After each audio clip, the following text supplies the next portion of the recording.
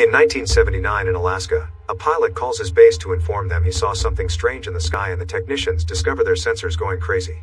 Meanwhile in the forest, two lumberjacks are done working and ready to go home. As they drive away, suddenly one of the trucks floats up for a few seconds only to then drop to the ground, crashing in the process. The other lumberjack tries to check on his friend, but at that moment he's shocked to see an alien spaceship appearing above him. He immediately runs into the forest to try to escape, but soon the aliens catch up to him and beam him up to kidnap him. On present day in California, computer engineer Isaac arrives at the offices of NASA where he works. His co-worker Beck informs him that they're getting a signal from Canada, which is strange because there's no grounded satellite in that area. Later, while Isaac is at the computer, he receives a signal from an unknown origin and wonders if it's a glitch. The next day Isaac goes to his appointment with his psychotherapist, who asks him to start recording video diaries to help with the process of self-healing. Isaac feels rather awkward on camera but does his best to record whatever comes to mind. One afternoon, everyone in California stares in surprise as a burning meteorite enters Earth's atmosphere. Isaac is hiking in the mountains with his camera when it happens, so he sneaks around to avoid the incoming law enforcement and finds the perfect spot to record. To his shock, he discovers that the meteorite is actually an actual alien spaceship that landed on the mountains. Suddenly the ship disappears from sight, only for an alien to then appear behind Isaac. When he turns around, he can't believe what he sees, yet he still keeps recording. The alien walks away and Isaac tries to follow it, but after a few steps he falls unconscious. Soon every media outlet is discussing the meteorite and random theories about it. Isaac's work team is supposed to collect samples, but he doesn't show up to work. Sometime later, Isaac wakes up on a cliff, confused about what happened. He checks his camera and sees the recording of the alien, making him realize he may have been abducted. There's also some pain on his arm, but it doesn't look hurt. Isaac makes his way back to his apartment, but things keep getting more confusing. When he stares too long at an object, it suddenly disappears only to come back in a few seconds. At first he thinks it was a trick of his brain, but it keeps happening, and when he tries to touch the area where the object was, he can feel a funny sensation around his hand. Thinking he may be sick, Isaac goes to the hospital, but the doctor just says he's dehydrated and that he needs some rest. However, the doctor is confused by the x-rays of Isaac's arm because there's a thin fracture so perfectly straight that shouldn't be possible without a tool, yet Isaac has no scar on his skin. Afterward, Isaac goes to work and Beck calls him out for disappearing without a word, revealing Isaac has been missing for 3 days. Instead of explaining what happened, Isaac decides to show it, so he grabs a glass and concentrates to make it disappear. Unfortunately, Beck isn't impressed and he just grabs the glass because he can still see it. Then Isaac shows Beck the recording of the alien, but Beck isn't sure of believing it's real. Another coworker comes in and brings samples from the soil where the incident happened, but there's no evidence at all of a meteorite.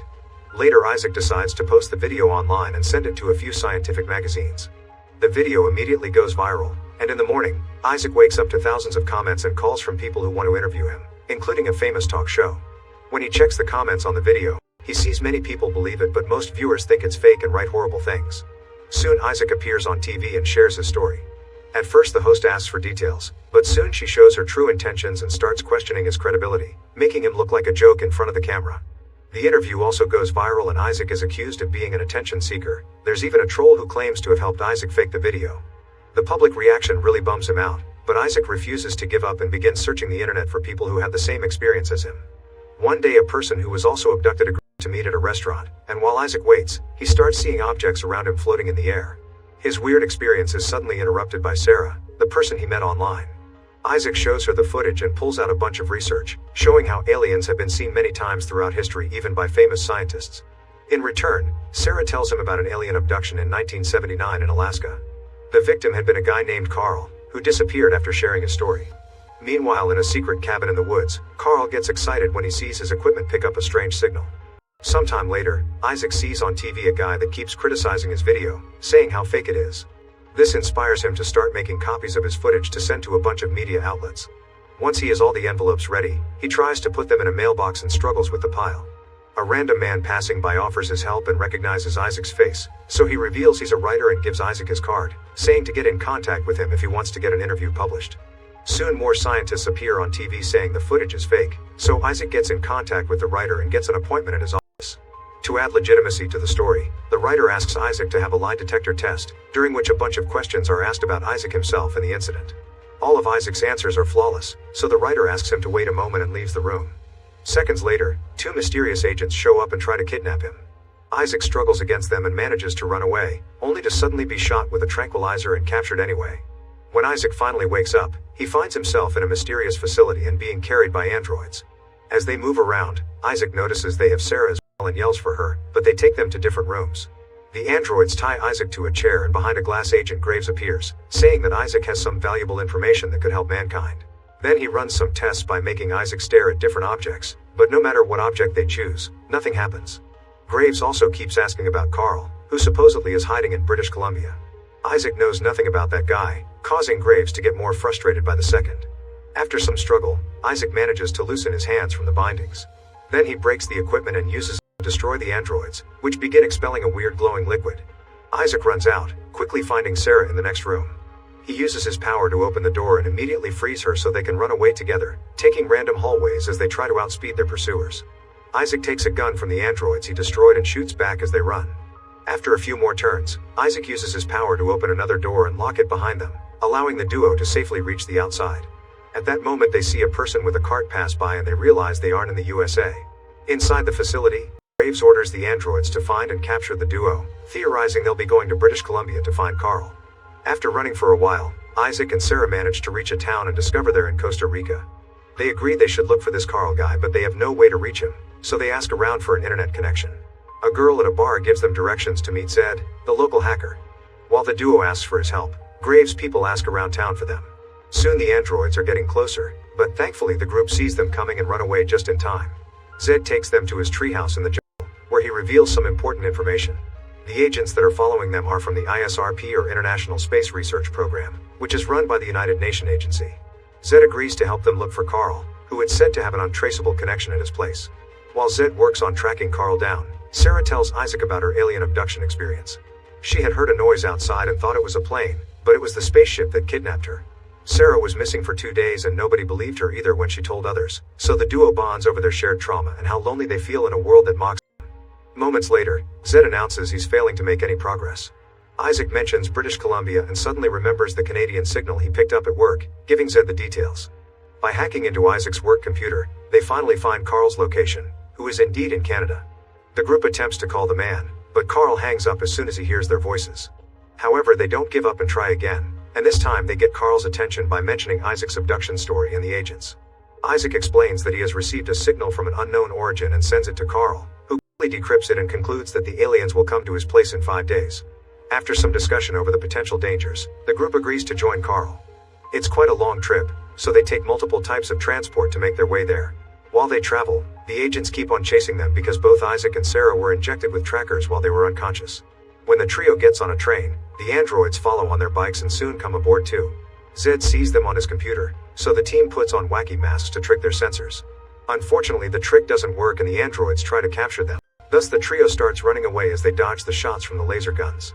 Isaac and Sarah climb on the roof of the train, and when the androids read their location they try to follow them, but Zed is waiting for them and kicks them off the train. Eventually they finally make it to the right cabin, where Carl meets them at gunpoint. After checking their identities, Carl uses a little device to deactivate the trackers on Isaac and Sarah's arms. Graves immediately notices the lost signals, but his men are already working on tracking down the cars the trio traveled in. Once the team has settled down, Carl confirms that he was the lumberjack who got abducted in Alaska. Since then he's been decrypting any strange audio signals he could detect, translating them into English to try to communicate with the aliens. The signal that Isaac discovered is the most precise one he's found so far.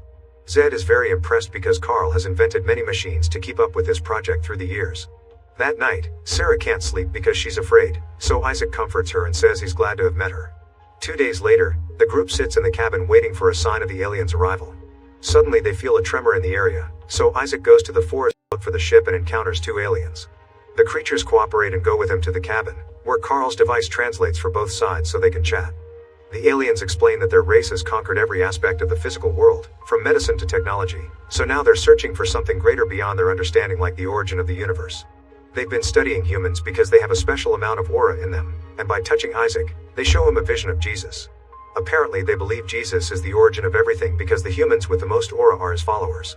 Sarah takes the chance to ask why her arm always hurts since the abduction, causing the alien to take out a bracelet device that it puts around her arm. Suddenly her arm splits in two to reveal the tracker that the aliens put there, and now they take it back before making her arm looking normal again.